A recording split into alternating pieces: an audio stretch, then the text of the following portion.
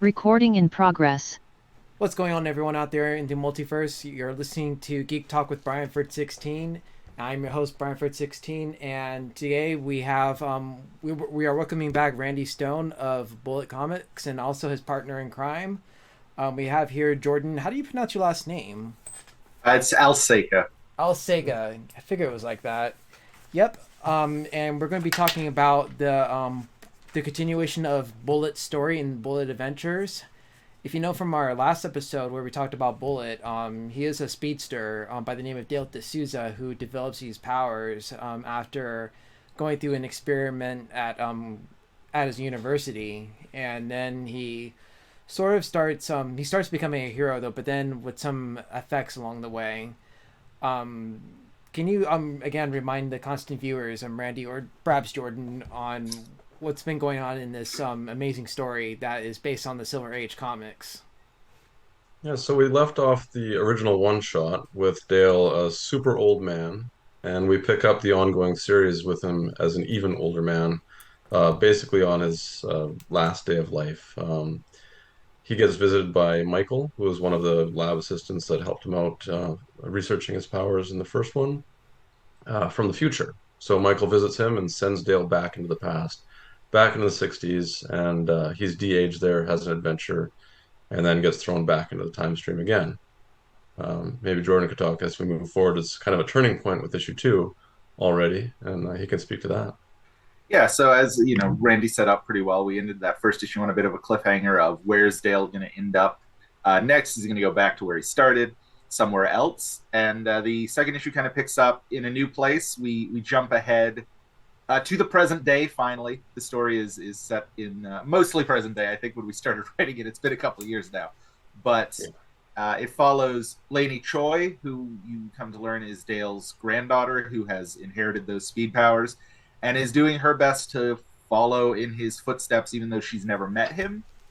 She has an adventure of her own. It kind of shifts the focus to a high school teen superhero vibe. And the second issue also ends on a bit of a cliffhanger, setting up yet another status quo shift, which gets explored in the third issue. And those are the two issues we have on Kickstarter right now, are the second and third.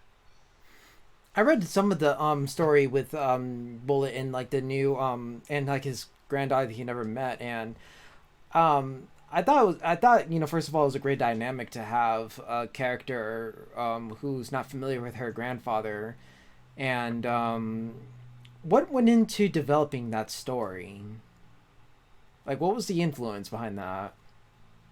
I know Jordan was really looking to do some stuff with legacy characters, and it was an opportunity to bring Dale into the present day. So just a combination of wanting to revisit the character of Dale and also exploring a teen superheroine. Yeah, it was a mix. I mean, when we first wrote the one shot, Randy had and still has a lot of ambitions for where we could take the story.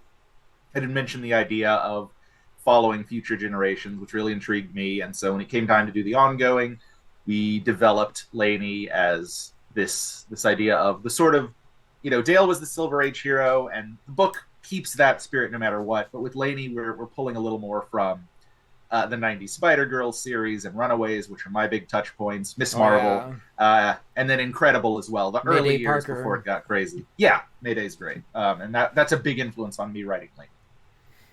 Yeah, I mean, I really like the idea of legacy characters too. I mean, like those are to me are like one of the best stories. I mean, you have stories like Batman Beyond, which at first when I was a kid I thought like, okay, Batman Beyond though, but then looking back right now, it was actually a really good story, and it left you kind of knowing like, okay, Terry McGinnis was just this random dude though, but then later on you come to find out that he was actually a genetic clone of Bruce Wayne, and same thing with like even like with video games too are kind of picking up on this, like Mortal Kombat. You have Cassandra Cage, and I don't know if you play the games. You have The Cassandra. original way back when. Yeah, but in the new games, you have like Johnny Cage and Sonya Blade's daughter, Cassandra Cage. You have the daughter of Jax, Jackie Briggs, and like some of these other characters that have similar traits but kind of different personalities than the original Mortal Kombat characters. And I think that makes for a great story. because it's not necessarily that they're carbon copies of them, but they're like, there's something familiar about them that kind of brings back that whole vibe. Um, I think the familiarity is the interesting part because when you do yeah, take a detour, then that's where it defines their character, even though you have that familiar start. yeah, exactly. And then you even see that with other shows, like or with shows too, like The Flash, where you have Jay Garrick, you have, of course, the original Flash, Barry Allen. Well, actually, Jay Garrick's the original Flash, Golden Age, but you have like the primary Flash of our generation, Barry Allen, from the Silver Age. And I liked how they had John Wesley Shipp play Jake Garrick, and then also the OG Flash from the He was a 1990s. Flash, yeah. Yeah, meet that character. It was a really cool experience, and like, wow, And I think that's what Bullet kind of reminds me of too, in a sense. But it's actually taken from the Silver Age instead of the Golden Age. Yeah, I think the main thing we wanted to capture with Silver Age is the sense of fun, the sense of a lot of one-off adventures that Yeah. still have a storyline because we are trying to build something bigger. But we want each issue to be something that anyone can pick up and get a full superhero adventure in it, even if there are ongoing threads being developed. And yeah, that the Flash is, I think, a good. Obviously, it's a speedster, but also that sense of legacy that the show and the book get into a lot. And it's just with the time travel and the potential that speedsters can do all these things, it lets us play around with timelines, with different characters showing up, and get a lot of stuff done fast. Not to do a pun, just it's like we can move through a lot of story, and hopefully the world by the end of the third and fourth issue feels really well established. Yeah, absolutely. And now I don't know if I asked Randy this question though, but like maybe I have. I mean, but I kind of forgot. Where did the name Bullet come from? Faster than a speeding bullet. Okay, 100%. yeah, faster than the speeding bullet. I mean, Yeah. but yeah. Yeah, in my initial draft, I think before Jordan came on, I did have a setup where Dale was explaining to Joanna, I'm pretty sure I can outrun a bullet. And then she had said, like, so what, Bullet Man? And then, no, just Bullet. But then when Jordan revised the script, actually, he turned it around, so it was actually Joanna's idea to put Bullet as the character's name. I don't think we referenced the actual bullets at that point, though, did we? No, Yeah. but I think we might get around. I've had ideas. We always have ideas, and Randy and I are always pitching stuff back and forth, especially since Lainey as a character, she's still trying to figure out her name because we're still trying to figure out her name. But it's hard because speedsters, there's so many indie speedsters with so many names. It's tough coming up with one that's both original and isn't too obscure and offbeat. Oh yeah, that's coming up with the original. That's kind of tough because it kind of reminds me of the book I've been reading, called True Believer. It's about Stan Lee, and like there was like this one part I recently read where it talked about like how he was kind of like shocked when someone was coming up with like a female version of the Hulk. So that's how She-Hulk was made. Like he put in for the character of She-Hulk. And then, even Spider-Woman, the same deal. So he like would come up with these like, he would come up with like, he would actually claim copyright. That's what he did. He'll claim copyright before anyone else got to it, Yeah. Almost reminds me of that, where it's like there's so many of these, characters right now. It's like, I mean, you can't really just have like a cookie cutter, Yeah, people may throw out like proof of concepts or something just to get the idea out there before anybody else does. Yeah. So, No, but it's go ahead. No, go ahead. No, I was just gonna add it's tricky, but it's also fun. It's a challenge, and that's the fun part is when we finally do figure out names. Because we've also named villains, and we have some other heroes that might show up down Oh, the road. So the villains. I mean, I like the villains definitely. Like Diamond Awesome. Dust. And the one I'm really looking forward to is Cupid. He looks like a cross between Deathstroke and Casey Jones, in my opinion. I mean, the dude looks like he looks freaking badass, like rad. And Yeah, like my probably favorite. someone you don't want to piss off. Which is funny because his power set is like making people fall in love. It's Is like, it? I well, thought it was just like. essentially. I mean, I thought it was just like a, it was just like a, kind of like how Ezekiel Midoriya from My Hero Academia calls himself Deku, even though that was like his name. That was because he was getting picked on. I haven't read it. Yeah. No, he's got he's definitely a threat, but yeah, he uses his guns. He's got a grappling hook. He's got all of that. He's very much the tactical, a bit more of a street level type villain that you'd see in something like Daredevil, I think. Yeah, But we're trying. But you know, Diamond Dice Ice, Leopard Gecko. We want to have that variety of different power levels and threats for the speedsters to go up against. And different visuals too. Oh Like you said, yeah. the plain white, an animalistic one, like classic rogues galleries that Spider-Man or Flash or Batman would have. Oh yeah. Every hero's gotta have a rogues gallery. Definitely. And so in addition to Cupid, do you have any other like new rogues coming along the way, or? Definitely. Issue 4 has a brand new one, and then as we move forward, we've got a few lined up. We'll obviously return to some of them, kind of build up the relationship and dynamic between heroes and villains. If it's just a one-off, it doesn't have as much lasting impact, but when they show up again, then you start really building that dynamic between the two of them. So Yeah, we just need I, more issues to play with. yeah. I think the long term hope, and it's something we played with even in these first issues, is a mix of having old villains return, which we have with Leopard Gecko showing back up with the new Diamond Dust, but then also bringing in new villains with Cupid, our villain for issue 4, and then staggering it. Let's okay, what are they up to a few issues later? Maybe even in the background, doing their own thing and having their own storylines while there's a new villain that the speedsters are fighting. So that's the long term goal, is again to have those multiple plot threads kind of playing off each other.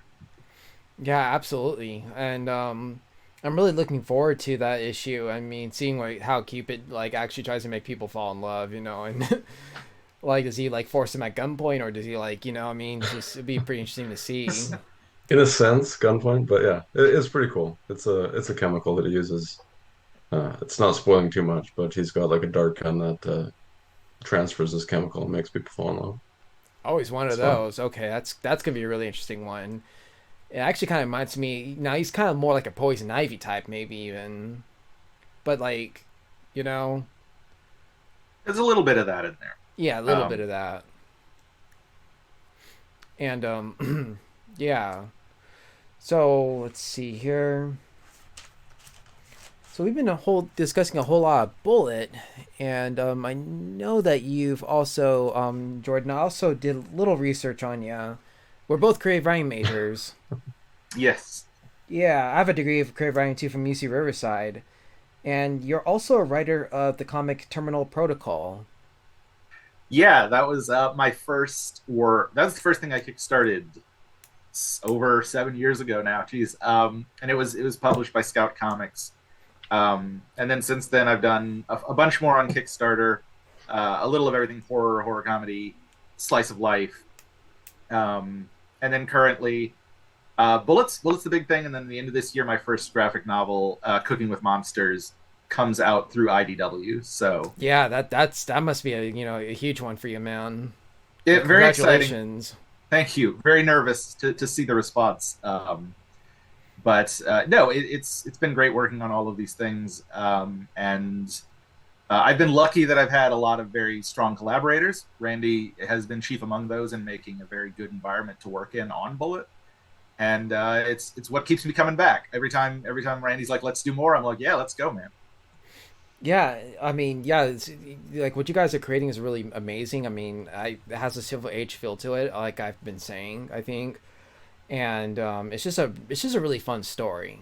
Like It kind of occurred to me actually, listening to this chat today, is that our one shot was a modern approach to a Silver Age story, and our yeah, current arc is a classic approach to a modern story. Just, I like the whole I found that, yeah, it's kind of like a reverse, and all yeah. that. Yeah, that's clever, I don't know if that man. was a conscious thing as we were doing it. I mean, we want to have that Silver Age flavor despite it being a present day story, but it's very No, modern, especially with the art and whatnot. But the approach is a classic take. yeah, I think our goal has been to give something that's not as readily available on the market today. There is a lot because everything's decompressed. There's it one-off stories are kind of frowned upon or don't pop up as much. Mm-hmm. And I think those are the kind of superhero stories that Randy and I both came up on to a certain degree. And bringing that back again, I think Randy always quotes Invincible, and it's like that was kind of a breath of fresh air because it did do a lot of one-off storylines as it was They building did, up early yeah. on, and Robert it was Kirkman just was a fun. genius, yeah. Yeah. And yeah, like with Invincible, I was thinking about that too. And like, when with especially with Invincible, it kind of brought back some of that Silver Age influence, like, having dealing with high school, dealing with like everyday, social issues, and just trying to like figure like with these heroes, especially like Mark Grayson Invincible and Peter Parker Spider-Man, they're just trying to figure out who they are Yeah. and what in like their role in the world. and I and mean, I the think every teenager feels that regardless Yeah, of the whole superhero aspect, that's just one more thing that they have to learn and deal with. and I feel like the superhero aspect magnifies that like 10 times actually. And Yeah. you see, like, again, you see it a lot with Invincible and Spider-Man, and both these dudes, just going through the everyday and then eventually becoming fathers, spoiler alert, and husbands to their wives. And I'm even thinking that they're doing the same thing with Superman's son John Kent in the new Superman stories, where he's just. But the only thing with John Kent that I did not like, I would say, and this is coming from a Superman fan, I didn't like that they rapidly aged him when they should have had him explore his childhood a little bit more. Mm. But It's I guess that was a part of the story with Jor-El or something like that, like where he took him along the adventure, then he just, an adventure, then he just grew up in a span of 3 weeks, which was like, I don't know if that was a wise choice. it's always one of those weird superhero comic things. But I think it's interesting, like all of those characters. And if you look at other new characters that have popped up in like the last 20 years, characters like Runaways, Miss Marvel, Sam Alexander, Nova, Blue Beetle, Jaime Reyes, it's like a lot of the characters that have taken off, that have managed to establish themselves, are teen heroes. Are these characters that, because a new Yeah. generation wants a character that speaks to them, and I think that's Right. another reason we want. I like Jaime Reyes, the Blue Beetle, Yeah. yeah. And Static Shock, Virgil Hawkins is another cool Yeah, one. definitely. So it's just, legacy characters are great because you can reach a new audience. And granted, we're doing a legacy character for someone who appeared in a one shot, but the vibe is to hopefully be like, these are the themes young readers are going to connect to, and hopefully we can find that audience and provide them a book that speaks to them both in terms of content and accessibility. Well, I guess you answered my question of like, what do you hope to get out of Bullet and all that in your opinion. So yeah, I mean, definitely we want definitely that's a comic that's gonna definitely reach out to young readers. I mean, it's definitely reaching out to me, even though I'm not a young reader per se. I mean, I look like one, but So right now you're on. Let's see. According to the Kickstarter page, I'm on that right now, and it looks like you've actually already. You're very close to your goal, actually. Yeah, we passed it. 2,425, or you're past it actually. Yeah. Must be blind. But let's see. It says continuing the adventures, so issues 1 through 3. So yeah, it looks like this is definitely gonna reach some readers, and I'm really excited about Cupid though. That totally looks like a crazy villain. So I think, yeah. let's see here. Yeah, I really like the art here too. I mean, I forgot who does the art. Nico Carrizo did the line art for this, starting with issue 2. He took over the book. Fran Citarelli, she's a colorist. Oh And of wow, course, yeah, Lucas the Gattoni is colors are back. great. I love the Oh, yeah. colors.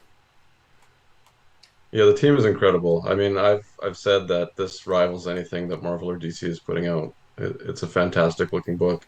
It's a Well, fun story. it's also Jordan's done a great job. yeah, it's also interesting you brought up Marvel and DC, because the thing about Marvel and DC, I feel, is just that they're at the grip of like the higher ups, and I even been reading that in the Stan Lee book too. Like, it's sort of a reminder, like, because I think that's why companies like Image were started, because they didn't want like I think I might have talked to you about this too in another episode, where the story of Todd McFarlane was just that he was drawing Spider-Man's webs a whole different way, like how they are right now.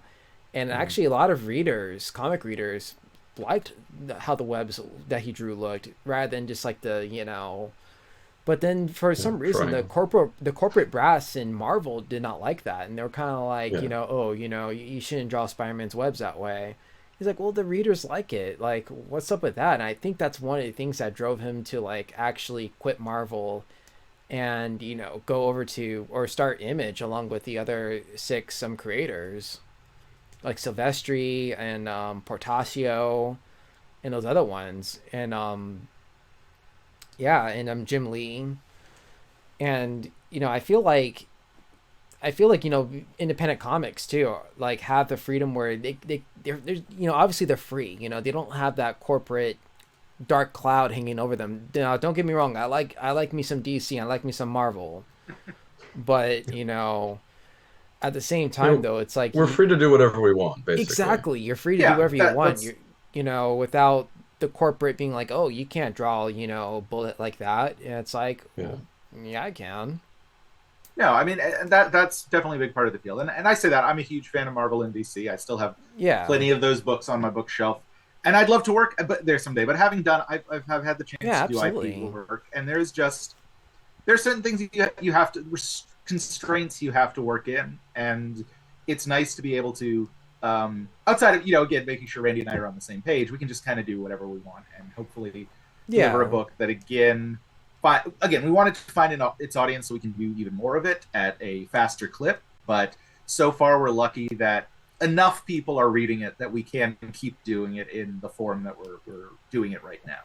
And see, I think as long as you have that readership, I mean, it doesn't really matter because you're gonna have that group of people that read your comic and are fans of the stuff. And I think that's where it's coming to these days. It's like I feel like it's the age of the creator where it's just like we don't really need like a whole span of people. We just have like a group of people that read our stuff, and that's all that matters. I mean, the people will come. I mean, they come.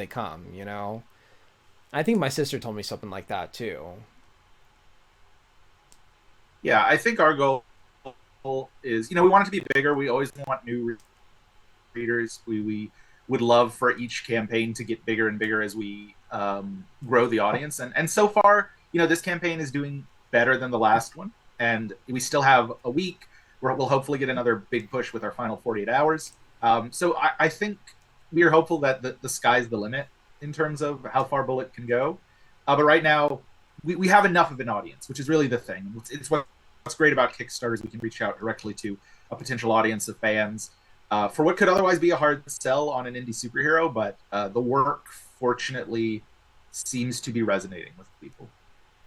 And Yeah, that was part of the absolutely. reason I wanted to put out the second issue, just to let people read for free, just to show everybody this is a great book, and spread the word, and everybody who wants to give it a try sees it. So hopefully they will continue to come back. I know I'm gonna be coming back, and yeah. So all right. So if do I have anything else? So I did. You kind of did answer my question, like what do you hope readers get out of Bullet, and all that, and well, let's see. Do you have like any like do you have like any like future plans for Bullet? Like not to spoil anything, without spoiling anything, can you tell me what the future looks like for Bullet? And we have so many plans. We started kind of throwing that back and forth this past week, and we've got a few extra arcs that we could easily do right now. We just need to get some funds and start production on the next ones. I don't know. There's a lot of stories to tell, and without getting into too much of where that's going, it's always difficult playing with spoilers and releasing some information before we get to that point. And we don't want to get ahead of ourselves because we're still only putting out 2 and 3. But 4 is done. It's ready to go. As soon as this one's fulfilled, we'll do the next campaign, and yeah, hopefully a lot more after that. Yeah, I think the way we've looked at it so far is let's make each arc its own thing. Let's do the best we can. That every issue is like, this is the thing we're working on right now. Let's make it the best we can. And then every time we come back and go, okay, let's do another arc. If that's all we ever do again, let's make sure that's satisfying. But long term, we have things that we're setting up, especially by the end of that 4th issue. We have an overarching plot that we would love to come back to on a long enough scale and do justice. But so I would say, we have the vision, but we're trying to stay focused on the road directly ahead of us. Awesome. Well, that's gonna pretty much that wraps it up for me. Yeah, I just want to thank you, Randy, and thank you, Jordan, for coming on the Geek Talk with Brian for 16. For those you constant viewers who are listening or reviewing, I'm gonna put the link to the Kickstarter on the description page, so that way you can take a look at it. You can also have the link to the free comic, issue number 2, right? Yeah. All right. Yep. So you have the link to issue number 2 and take a look at it. I'm really excited about this comic, and it looks, really awesome again. And, I have to tell you, constant listeners, I recommend that you read Bullet. It's a legacy story. And especially for those of you who are fans of the Silver Age, like, definitely give it a read, and you won't be disappointed. And, any last words, Randy and Jordan? I agree. Yeah. No, go read the story. I hope that sells it. Proof is in the pudding here. And then, yeah, spread the word. Let's make this as big as possible, and we can get a lot more issues going. Yeah. All right. Well, thank you all for coming on, and I hope to have you guys back on again.